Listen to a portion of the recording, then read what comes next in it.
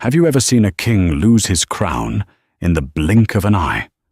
Not on a battlefield, but in the hushed, carpeted sanctuary of an airport's VIP lounge. This is the story of Julian Vance, a CEO who thought he had the world at his feet and his beautiful, ambitious assistant on his arm. He believed his quiet wife, Eleanor, was at home, managing their perfect life. But in the time it takes for a champagne flute to shatter on the floor, he would learn that the most dangerous opponent is the one you never even saw playing the game.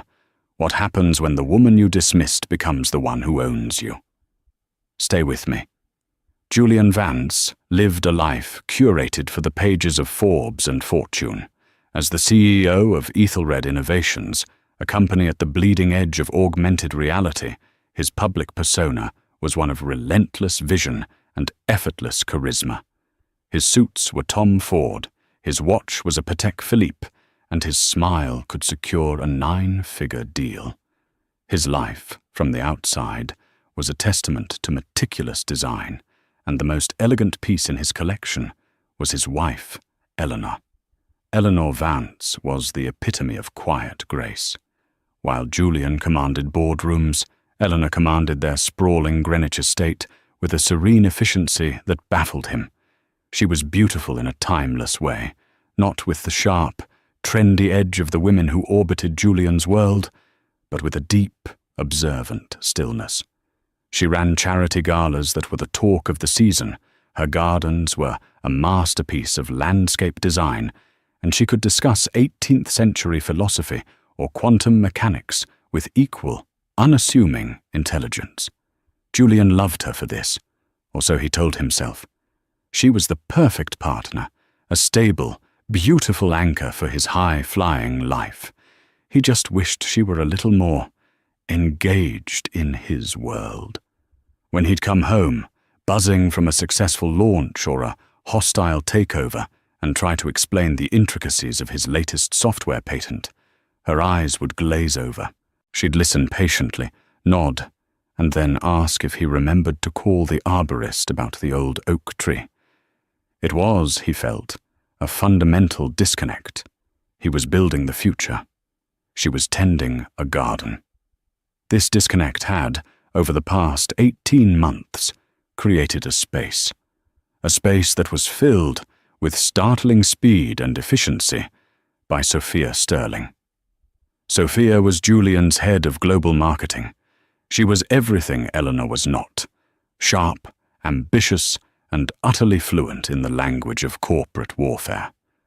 She had hair the color of liquid gold, a wardrobe of razor-sharp power suits, and a laugh that was just a little too loud in a quiet restaurant.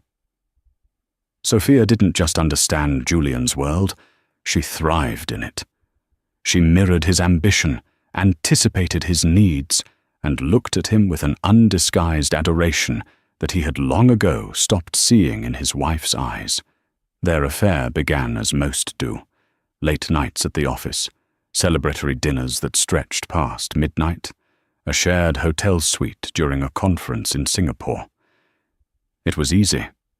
It felt, to Julian, almost logical. He and Sophia were partners in a way he and Eleanor could never be. They were building an empire together. The affair was just a perk of their synergy. The trip to Geneva was the culmination of everything. Ethelred was on the verge of its biggest leap yet. Project Chimera, a revolutionary AR platform that would integrate seamlessly into the automotive industry. It was audacious, expensive, and it needed one final, massive injection of capital. The deal was with a notoriously private and shrewd European investment firm, Vantage Point Capital. They were known for their aggressive due diligence and their enigmatic lead investor, who operated solely under the initials EV. The morning of the flight, the tension in the Vance home was a low hum beneath the surface of domesticity. Julian was packing, his movements crisp and impatient. "Eleanor, have you seen my silver cufflinks? The ones with the onyx inlay?" he called out from their cavernous walk-in closet. Eleanor appeared in the doorway, holding a small velvet box. "Right here, Julian. I had them cleaned." She passed them to him, her fingers brushing his. Her touch was cool. "Thanks," he muttered, not looking at her. "This Geneva trip is everything. If we land Vantage Point, we're not just a tech company anymore. We're a global standard." "I'm sure it will go well," she said, her voice even. She watched him pack. He was packing for a 3-day trip, but his suitcase held a week's worth of clothes. He always did. He called it contingency planning. She knew he would spend the weekend after the deal with Sophia in a chalet in the Alps. She had seen the booking confirmation on his tablet weeks ago, left open by mistake. It was a mistake he was making more and more often. "Sophia has been a miracle worker, you know," Julian continued, oblivious. "She's the one who got us to the meeting with EVR's people. The man, or woman, nobody seems to know, is a ghost. But Sophia charmed her way through 3 layers of gatekeepers. She's indispensable." "I'm sure she is," Eleanor said. A ghost. The irony was not lost on her. For the past decade, she had felt like a ghost in her own life, a silent spectator to her husband's grand performance. As he closed his suitcase with a decisive snap, he finally turned to her. He softened his expression, the way he did before asking for a favor. "Ellie, listen. I'll be back Sunday night. I know we were supposed to go to that benefit for the museum." "It's fine, Julian," she interrupted softly. "This is important. Don't worry about it." He smiled, relieved at her easy acquiescence. He leaned in and kissed her cheek. The kiss was a dry, familiar formality. "You're the best, Ellie. Truly.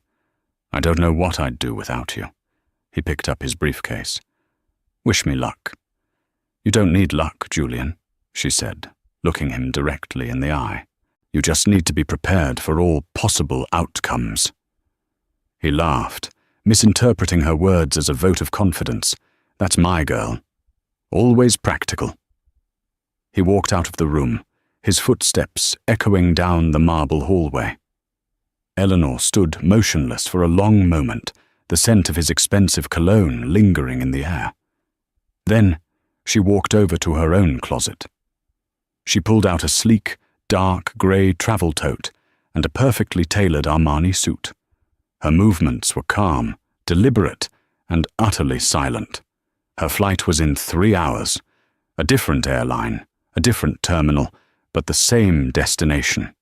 The Ascendia Global First Class Lounge at JFK was a haven of hushed tones and understated luxury. The air smelled of expensive leather, brewed coffee, and the faint, clean scent of ozone from the air purifiers. Julian Vance and Sophia Sterling had secured a semi-private alcove with plush armchairs overlooking the tarmac. A bottle of Bollinger was sweating in a silver bucket between them. Julian had his tie loosened, a rare sign of relaxation. He was energized, electric with the proximity of the deal and the woman beside him.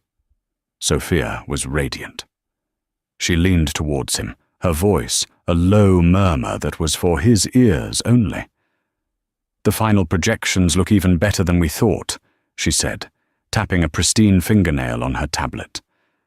"The pre-orders we've secured on the back of the rumors alone have been astronomical. Vantage Point would be insane to walk away." "It's not about the numbers, Sophia. It's about control," Julian mused, swirling the champagne in his glass. "EV is a shark. I've heard stories.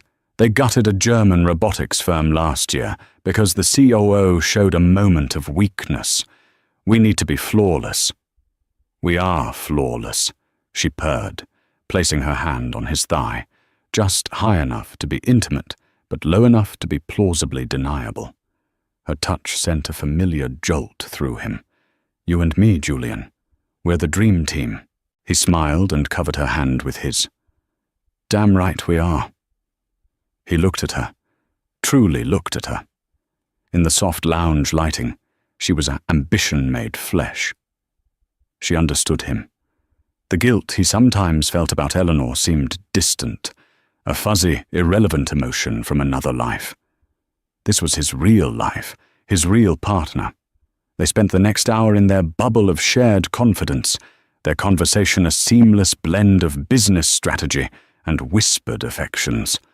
Sophia laughed at his jokes, her head tilted back, her blonde hair catching the light. Julian refilled her glass, his arm brushing hers, their world shrinking to the space between their two chairs. They were so absorbed in each other that they didn't notice the woman who had entered the lounge. Eleanor Vance moved with a purpose that was entirely at odds with her usual placid demeanor. She had checked her coat, her gait was steady, and her eyes, clear and focused, scanned the lounge. She spotted them almost immediately. A pang, sharp and cold, went through her chest. But it was an old wound, one whose pain had long since dulled into a catalyst for action. She saw Sophia's hand on her husband's leg. She saw the way he looked at her, the easy intimacy that screamed of countless hours just like this one. For a moment, she allowed herself to feel the sting. This was her husband, the man she had built a life with, supported, and loved. But the image in front of her was a betrayal so casual, so public, it was like a slap in the face. She took a slow, steadying breath, drew her shoulders back, and started walking towards them. Her heels made no sound on the thick, plush carpet. It was Sophia who saw her first. Her smile faltered, a flicker of confusion in her eyes. "Julian," she said, her voice suddenly tight. "Isn't that—" Julian turned, following her gaze. His face went through a rapid series of emotions. Confusion, then disbelief, then a flash of pure, unadulterated panic that he quickly masked with irritation. "Eleanor, what the hell are you doing here?" He stood up, blocking Sophia from her view, a clumsy, instinctual gesture of protection. "Is everything okay? Did something happen at home?" Eleanor stopped a few feet from their table. She looked past Julian's shoulder at Sophia, who was now staring, wide-eyed and flustered. Eleanor's expression was perfectly, unnervingly neutral. "Everything at home is fine, Julian," she said, her voice calm and clear, cutting through the hushed ambiance of the lounge. "Then what is this? Are you following me?" The accusation was sharp, his attempt to seize control of a situation rapidly spiraling away from him. "Don't be ridiculous," Eleanor replied, her tone cool. She then addressed Sophia directly, a move that made both of them flinch.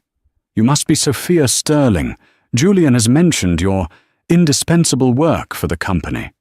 Sophia, recovering her composure, put on a brittle professional smile. She rose from her chair, extending a hand she knew wouldn't be taken. "That's me. It's a pleasure to finally meet you, Mrs. Vance. Julian talks about you all the time." The lie was as smooth as silk. The air crackled with unspoken tension. Other patrons in the lounge began to subtly turn their heads, sensing the unfolding drama. A dropped pin would have sounded like a thunderclap. Julian stepped in, his voice low and furious. "Eleanor, this is highly inappropriate. Whatever this is about, it can wait until I get home. You need to leave." Eleanor didn't even look at him. Her gaze was locked on Sophia, who was now beginning to look smug. Sophia clearly saw this as the desperate act of a neglected wife, a pathetic scene that only confirmed her own superior position. She gave Julian's arm a little squeeze, a gesture of ownership. She smiled at Eleanor, a condescending, pitying little smile that said, "The game is over, dear. You've lost." That smile was the final catalyst. It was the spark that lit the fuse Eleanor had been carefully laying for 6 long months. The silence in their small corner of the world was absolute. It felt as if the entire Ascendia lounge, with its soft music and clinking glasses, had faded into a distant hum. All that existed was the triangle of three people charged with betrayal, arrogance, and a gathering storm of retribution. Sophia's smile was the focal point of it all. It was a masterpiece of passive aggression, a silent declaration of victory. She saw Eleanor as a relic, a society wife out of her depth, making a clumsy, emotional scene. In Sophia's mind, the confrontation was already won. She held the power, the career, and the man. Julian, caught between his fury and his panic, decided to take charge. "Eleanor, I am not going to repeat myself. This is a private business meeting. You are making a scene. Go home." His voice was a low growl, meant to intimidate, to remind her of their established dynamic. He commanded, she complied. But Eleanor didn't flinch. She finally broke her gaze from Sophia and looked at her husband. The look in her eyes was not one of a scorned wife. It was not angry, or tearful, or hysterical. It was the calm, appraising look of a predator that knows the trap has been sprung. "A private business meeting," Eleanor repeated, her voice resonating with an unfamiliar authority. "Yes, I suppose it is. In which case, you should probably introduce me properly to your colleague." Julian was baffled. "What are you talking about?" "She knows who you are." "I don't think she does," Eleanor said softly. She took a step closer, entering their personal space. She was now standing directly in front of the table, the half-empty bottle of Bollinger separating her from the couple who had, moments ago, been celebrating their future. Sophia let out a small, condescending laugh. "I think I have a pretty clear idea of who you are, Mrs. Vance." "Do you?" Eleanor's eyes narrowed slightly. "Then please, enlighten me." The challenge hung in the air. Julian, seeing Sophia's confidence, felt a surge of relief. Sophia would handle this. She was brilliant in a fight. Sophia leaned forward, her voice dripping with faux politeness. "You're Julian Vance's wife. You live in Greenwich. You run the Children's Hospital Gala. And I believe your prize-winning roses were featured in a magazine last spring. It was a lovely spread." The dismissal was total. She had reduced Eleanor's entire existence to a handful of domestic achievements. Julian almost smiled. It was a perfect, surgical takedown. Eleanor listened patiently until Sophia had finished. She didn't react, she didn't defend herself. She simply waited. And then she delivered the line that would shatter their world. "That's all true," Eleanor said, her voice still quiet, but now imbued with a core of steel. "I do all of those things. But I believe the introduction you're looking for, in the context of this particular business meeting, is a little different." She paused, letting the moment stretch, drawing the tension to a breaking point. She looked from Julian's confused face to Sophia's smug one. "My name is Eleanor Vance," she said, her enunciation precise and devastating. "And you, Julian, have been preparing for the better part of a year to pitch Project Chimera to my company." Julian stared blankly. "Your company? What are you talking about? Your charity foundation?" Eleanor gave a small, almost imperceptible shake of her head. "No, not the foundation." She reached into her tote bag and pulled out a slim, elegant business card case. With a flick of her thumb, she slid a card out and placed it on the table next to the champagne bucket. It landed with a soft, final thud. The card was thick, cream-colored stock, the lettering a minimalist, embossed silver. It read, "E. Vance Managing Partner, Vantage Point, Capital Silence." It was not a quiet moment. It was a void, a complete and total absence of sound, of comprehension, of reality itself. Sophia's condescending smile didn't just fade, it collapsed. Her face went slack with shock, her skin suddenly pale against her perfect makeup. Her eyes darted from the card to Eleanor's face and back again, her brain refusing to process the information. "Evie," she whispered, the initials catching in her throat like a shard of glass. Julian's reaction was slower, more catastrophic. He stared at the card, his world tilting on its axis. Vantage Point Capital. E. Vance. Evie. The ghost. The shark. The mysterious, untouchable investor he had been obsessing over for months. His wife. Ellie. He looked at her. Truly looked at her. For what felt like the first time in a decade. He saw not the placid homemaker, but a woman of formidable, terrifying composure. The boring charity work, the quiet hours spent on her laptop she'd claimed were for auction planning, the trips to visit her college roommate in Zurich. It all coalesced into a new, horrifying picture. The champagne glass in Sophia's hand slipped from her nerveless fingers. It didn't shatter. It hit the plush carpet with a dull, muffled thud, spilling pale gold liquid onto the floor like a final, pathetic offering. The sound broke the spell. "I believe," Eleanor said, her voice now coolly professional as she addressed them both, "that we have a great deal to discuss on the flight to Geneva." The 8-hour flight to Geneva was a masterclass in psychological torture.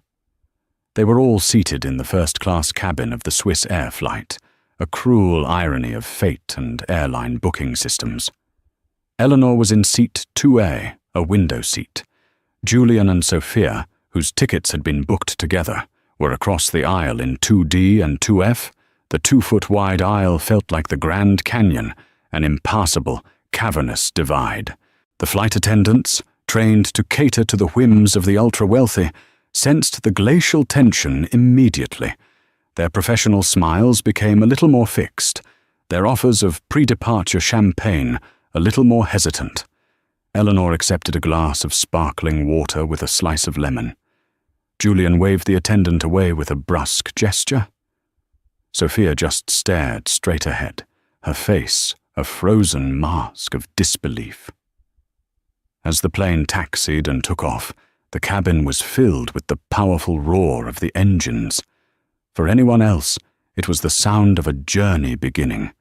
For Julian and Sophia, it was the sound of their world ending. Julian's mind was a maelstrom. Evie Eleanor. The two concepts were so violently incompatible that his brain struggled to merge them. He kept replaying the scene in the lounge, searching for a flaw, a mistake, a sign that this was some elaborate, insane joke. But there was none. The cool authority in her eyes, the simple, undeniable fact of the business card. It was real. How? How could she have built a firm like Vantage Point Capital without him knowing? He thought back over the years. Her inheritance from her grandfather, the one she'd told him was modestly invested in some low-risk bonds. Her frequent trips, which he had dismissed as social obligations. Her hours spent in her home office, the door always closed. He had seen it all as the harmless hobbies of a bored wife. He had not seen it as the construction of an empire. His arrogance was a physical weight in his chest, crushing the air from his lungs. He had pitied her. He had felt superior, the dynamic provider for his quiet, unambitious wife. The entire foundation of his marriage, of his own self-perception, was a lie. And worse, a lie of his own making. He had been so blinded by his ego that he hadn't seen the person sleeping next to him for 15 years. He glanced across the aisle. Eleanor had put on a pair of noise-cancelling headphones and was reading a dense report on a tablet, its screen filled with charts and figures he couldn't comprehend from this distance. She was completely serene, as if she were on her way to a spa retreat. The casual display of her competence was more infuriating than any outburst would have been. Sophia, on the other hand, was visibly crumbling. The sleek, confident marketing executive had vanished, replaced by a terrified woman teetering on the edge of an abyss. Her career was built on her relationship with Julian, on her perceived influence over him. She had hitched her wagon to his star. But she had just discovered that the star itself was a satellite, orbiting a sun she never knew existed. She kept stealing panicked glances at Eleanor, then at Julian, expecting him to do something, to fix this. But Julian was lost in his own personal hell. Sophia had bet everything on the wrong Vance. She had sneered at the Queen, not realizing she was just a courtier schmoozing with the consort. The condescending smile she had given Eleanor in the lounge now felt like a brand on her soul. She had smiled at her executioner. An hour into the flight, the meal service began. The flight attendant approached Eleanor first. "Mrs. Vance, would you care for the seared scallops or the beef fillet tonight?" "The scallops, please." "And a glass of the Sancerre," Eleanor replied without looking up from her report. The attendant then turned to Julian and Sophia. "And for you, sir? Ma'am?" "Nothing," Julian snapped. Sophia shook her head, unable to speak. The thought of food was nauseating. The cabin lights dimmed. Most passengers settled in to sleep or watch movies. But for the trio in row 2, there was no rest. Every subtle shift in Eleanor's seat, every time she turned a page on her tablet, was a thunderclap in the oppressive silence. Halfway over the Atlantic, Julian could bear it no longer. He unbuckled his seatbelt, stood up, and took a step into the aisle. He needed to talk to her, to confront her, to understand. Eleanor seemed to sense his movement. She lowered her tablet and removed her headphones, her eyes meeting his. The look on her face was not inviting. It was patient, but firm. "Julian," she said, her voice low but carrying easily in the quiet cabin. "Sit down. You are attracting attention." "I don't care," he hissed, leaning down, his hands gripping the top of her seat. "We need to talk. Now." "No," she said simply. "We don't. Everything you need to say can wait until we are in a professional setting. This airplane is not it." "A professional setting? Ellie, this is our life. You've been lying to me for how long?" "My business is my business, Julian. Just as your business has always been yours," she replied, her voice remaining level, betraying no emotion. "You never showed an interest in my hobbies, so I didn't feel the need to bore you with the details." The word hobbies was a poisoned dart, a perfect echo of his own dismissive attitude. It hit him squarely, and he recoiled as if struck. "And her?" he whispered, nodding his head towards a rigid Sophia. "Was this all for her? A game to get back at me?" For the first time, a flicker of something, disappointment, perhaps, crossed Eleanor's face. "You still don't get it, do you? You think this is about her?" "Julian, she is a symptom, not the disease. This is about business, specifically the business of Ethelred Innovations and its future. Now sit down before you force the cabin crew to intervene." Her logic was irrefutable, her composure absolute. Defeated, he stared at her for a second longer, searching for the wife he thought he knew. He found no trace of her. He retreated to his seat, slumping down, the fight completely drained out of him. He looked over at Sophia. She was watching him, her eyes wide with a desperate, pleading look. He turned away. He couldn't look at her. At that moment, she was not his partner or his lover. She was a liability. She was the co-conspirator in a fool's paradise, and the gates had just slammed shut. The rest of the flight passed in stony, agonizing silence.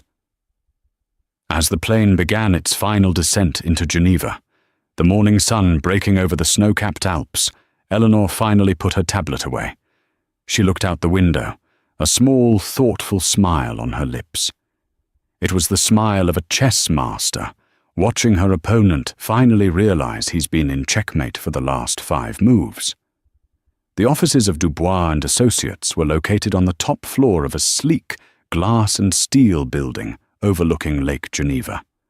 The firm represented Vantage Point Capital in Switzerland, and their main boardroom was a study in minimalist power. A single, massive black marble table dominated the room, surrounded by 20 Mies van der Rohe chairs. One wall was a floor-to-ceiling window, offering a breathtaking view of the Jet d'Eau. The air was cool, sterile, and smelled of money. Eleanor was there first. She was not seated, but stood by the window, conversing in fluent, easy French with Mr. Dubois, a severe-looking man in his 60s with silver hair and a watch that probably cost more than Julian's car. When Julian and Sophia entered, the conversation stopped. Eleanor turned, her expression now entirely that of E. Vance, managing partner. "Julian, Miss Sterling, glad you could make it. Please have a seat." She gestured to the chairs on the opposite side of the long table.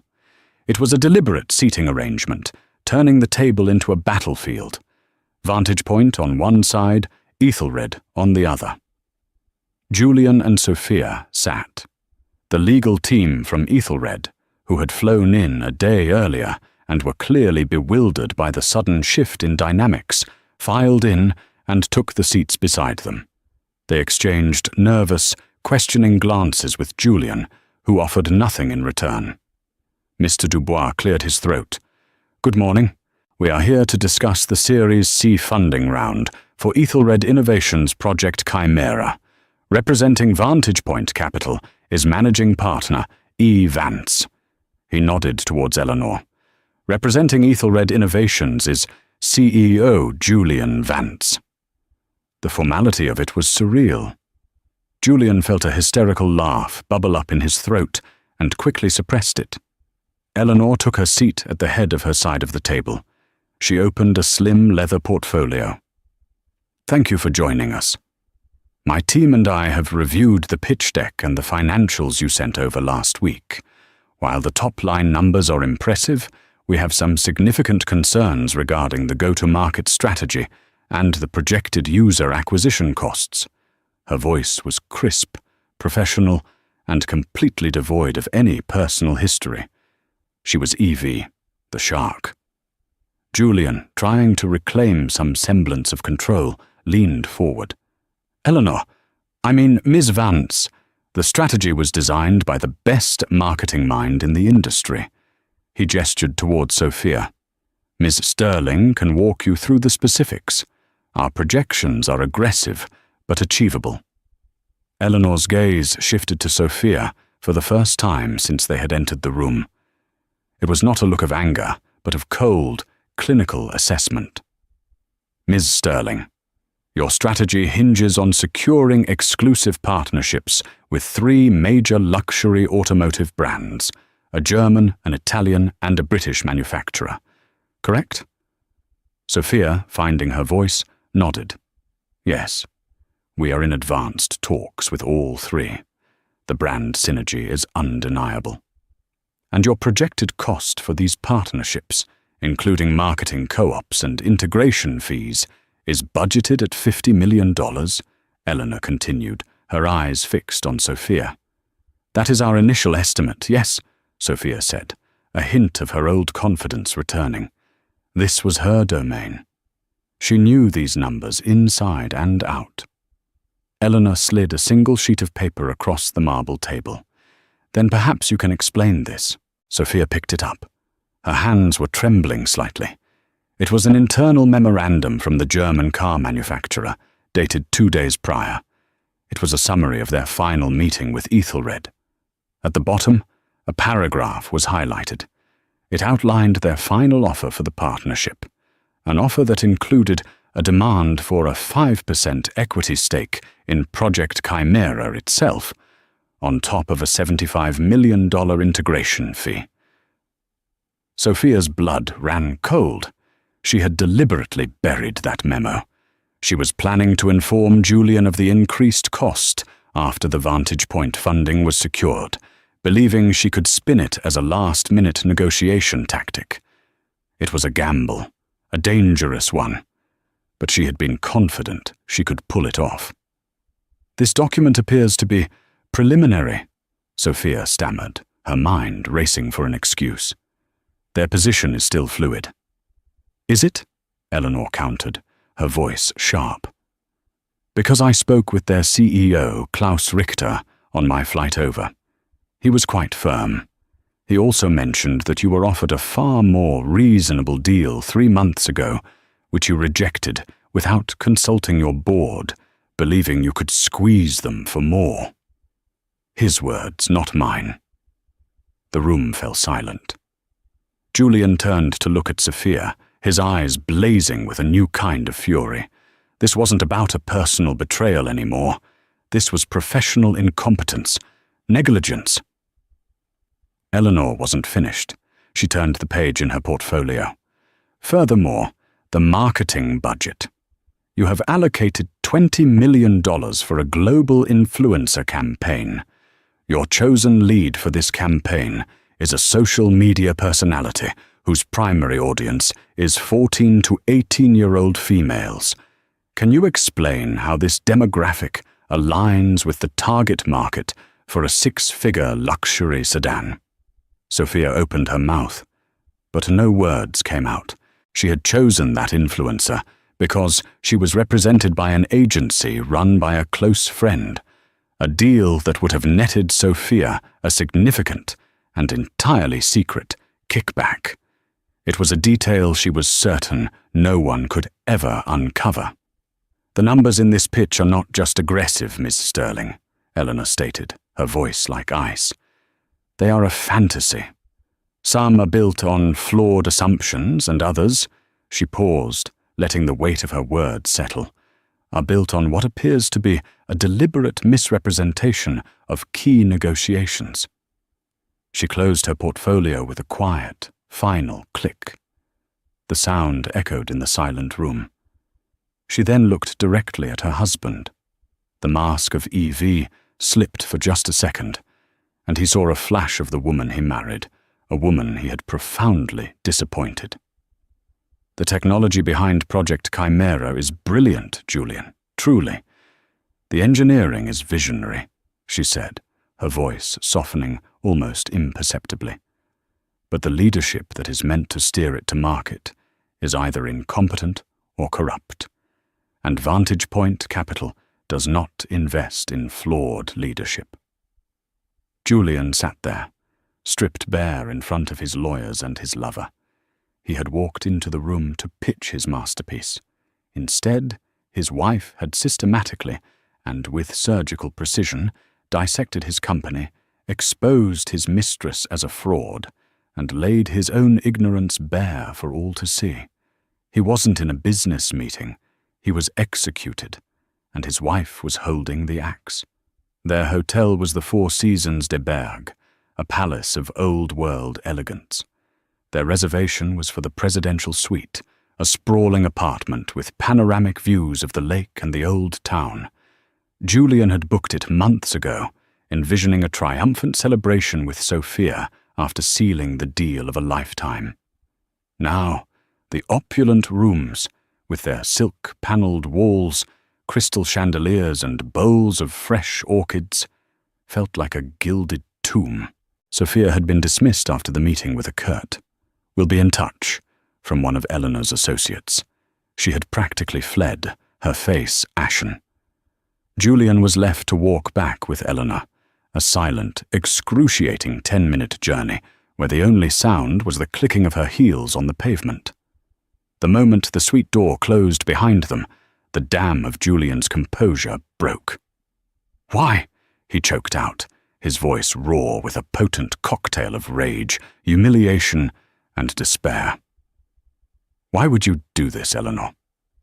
Why humiliate me like that? In front of my team? In front of her? Eleanor didn't answer immediately.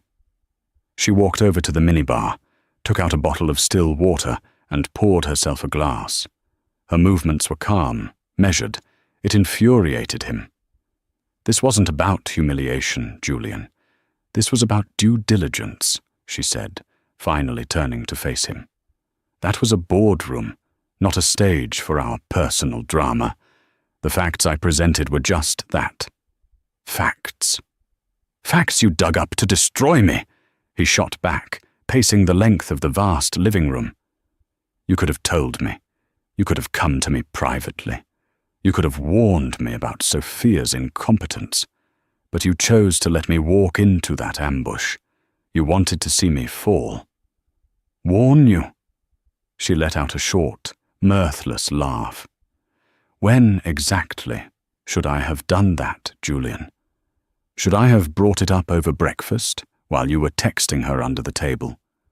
Or perhaps I should have mentioned that your head of marketing was jeopardizing the company's future after you told me you were going on a team-building retreat that just happened to be at a couple's resort in Napa. Julian stopped pacing. He stared at her. You knew. How long have you known? I've suspected for over a year, she said, her voice losing its business-like edge and taking on a weary, sorrowful tone. I've known with certainty for 6 months. The first confirmation was the hotel booking for the chalet in the Alps. You left your tablet on the kitchen counter. It was careless. 6 months. For 6 agonizing months, she had known. She had watched him lie to her face every single day. She had smiled at him, passed him the salt, asked about his day, all while carrying the crushing weight of his betrayal. The strength, the sheer force of will it must have taken, was staggering. He collapsed onto a velvet sofa, his head in his hands. Ellie, I'm sorry, he mumbled. It was a mistake. She meant nothing. It was just an ego trip, a stupid cliché. It had nothing to do with you. With us. He looked up, hoping to see a crack in her resolve, a glimmer of the forgiving wife he had always taken for granted. He saw nothing but a profound, unshakable disappointment. It had everything to do with us, she said softly, walking towards him. She didn't sit next to him, but perched on the edge of an armchair opposite. It showed me that you don't see me. You haven't truly seen me in years. You saw a comfortable, predictable part of your life's architecture, a decorative element. And because you didn't see me, you assumed I couldn't see you. She leaned forward. So I started looking, really looking. Not just at you, but at your business. I founded Vantage Point with my grandfather's seed money 8 years ago, Julian. He didn't leave me a modest inheritance. He left me a challenge. He told me I had a better mind for investment than anyone he'd ever met, and that it would be a sin to let it atrophy in a garden. 8 years. An entire secret life lived in parallel to their own. I started small, she continued. Tech startups, biotech, sustainable energy. Things you found boring. I built it, piece by piece, quietly. I never hid it, not really. The tax returns were filed jointly. The account statements came to the house. You just never bothered to look. You were too busy building your own empire to notice I had one of my own. The truth of her words was a physical blow. He had signed those tax returns without a second glance, handing them off to his accountant. He had tossed aside her mail, assuming it was charity solicitations. It wasn't a lie of omission on her part. It was a failure of attention on his. When I found out about Sophia, Eleanor went on, my first instinct was to do what any wife would, to confront you, to scream, to cry. But then I thought, what would E. Vance do? E. Vance wouldn't make an emotional scene. She would gather data. She would assess the damage. So I launched a quiet investigation, not into the affair, but into Ethelred, into its vulnerabilities. And the biggest vulnerability I found was Sophia Sterling. You were so blinded by your affair that you gave her unchecked authority. She was making bad deals, fudging numbers, lining her own pockets. She wasn't just your mistress, Julian. She has cancer in your company. She was going to be the reason Project Chimera failed, with or without my money. He finally understood. This wasn't revenge. It was a rescue mission. A brutal, painful, devastatingly public rescue mission for the company he had built, executed by the woman he had betrayed. She wasn't trying to destroy his creation. She was trying to save it from him. "So what now?" he asked, his voice barely a whisper. "The deal is dead. Vantage Point is out. You've made your point." Eleanor stood up and walked to the vast window, looking out at the city lights twinkling on the surface of the lake. "Who said the deal is dead?" she asked, her back to him. "The deal is not dead, but the terms have changed."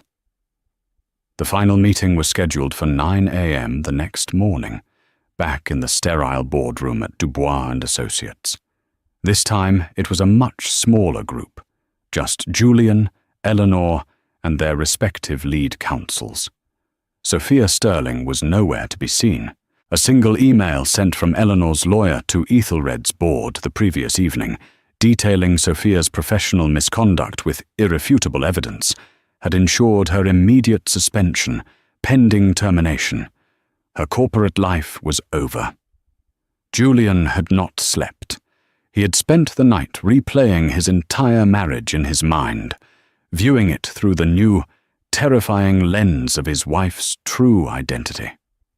Every forgotten conversation, every dismissed opinion, every patronizing smile he had ever given her came back to haunt him. He had been married to a titan of industry and treated her like a household manager. He walked into the boardroom a changed man.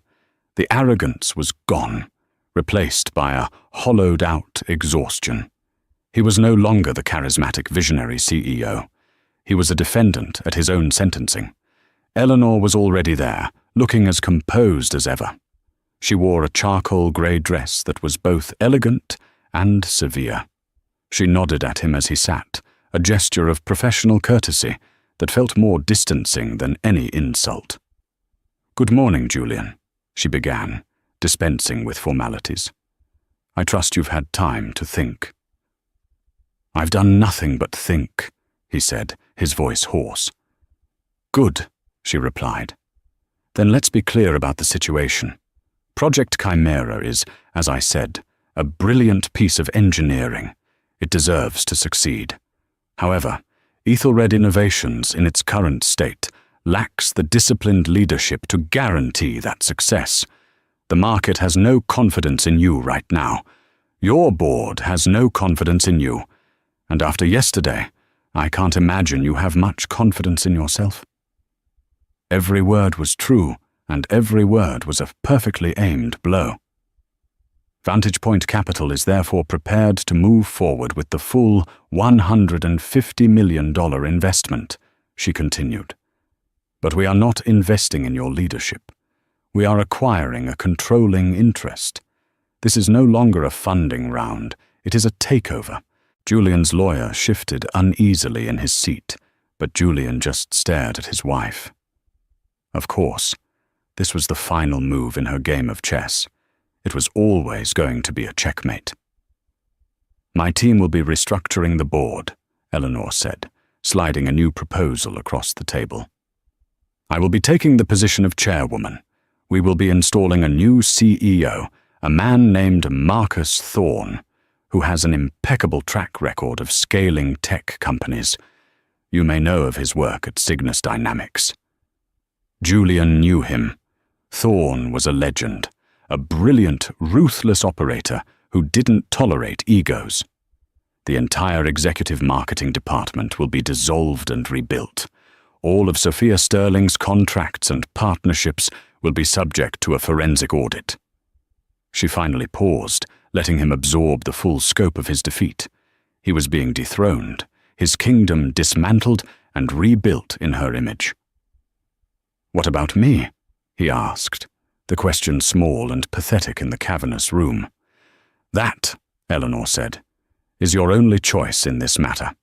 You have two options. Option 1. You resign as CEO, effective immediately. Vantage Point will purchase your remaining shares at a generous premium over their current market value. You walk away from a very wealthy man. You can sign a non-compete, move to an island, and never work another day in your life." It was an exile, a golden cage, but a cage nonetheless. "Option 2, she continued, her gaze unwavering. "You accept a new role, Chief Technology Officer. You will be demoted from the board. You will report to Marcus Thorne, and by extension, to me. You will have no executive authority, no control over budget or strategy. Your sole responsibility will be to oversee the technical development of Project Chimera. You will be a brilliant, well-paid employee in the company you founded." It was a humiliation. To stay and work for the woman he had betrayed, to be a subordinate in his own house. But it was also a chance to stay with his creation, the only thing, apart from his wife, that he had ever truly built. He looked at her, at this incredible, formidable woman he had so profoundly underestimated. He saw the cold logic of the investor, but beneath it, he saw something else, a flicker of something that might have been mercy. She wasn't just exiling him. She was giving him a path, however painful, to stay with his work. The choice was simple. It was a choice between his pride and his purpose. For the first time in his life, he realized they were not the same thing. His pride had led him to Sophia, to arrogance, to this very boardroom. His purpose was technology, the dream of Project Chimera. He took a deep breath. "I'll stay," he said, the words tasting like ash in his mouth. "I'll take the CTO position." Eleanor's expression didn't change, but a subtle tension in her shoulders seemed to release. She gave a single sharp nod. "Very well. Our lawyers will draw up the new employment contract." She stood up. The meeting concluded. Her work was done. As she gathered her papers, Julian spoke one last time, his voice quiet. "Our marriage, Eleanor, is that also part of the takeover?" She paused at the door, her back to him. For a long moment, she said nothing. The fate of their personal lives hung, suspended in the sterile air. "Like any venture," she said, without turning around, "it is now subject to a period of intense and rigorous due diligence. I'll be in touch." And with that, she walked out, leaving Julian Vance alone at the table, the undisputed master of a kingdom he no longer ruled. In the end, Julian Vance's downfall wasn't a hostile takeover from a competitor. It was a quiet, methodical coup from within his own home. He learned the hardest lesson of his life, that real power isn't always the loudest voice in the room. It's often the silent observer, the underestimated partner, the quiet diligence you dismiss. Eleanor didn't just expose an affair. She dismantled a reality built on arrogance, revealing a fundamental flaw in her husband's vision.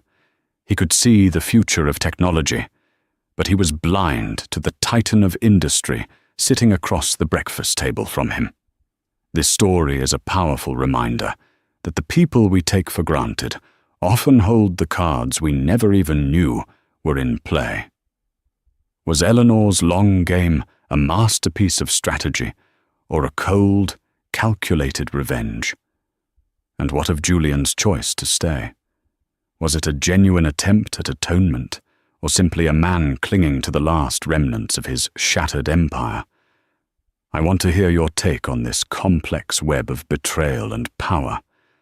Leave your thoughts in the comments below. If this story of hidden strength resonated with you, please hit that like button, share it, and subscribe for more tales of drama, justice, and the surprising ways the tables can turn.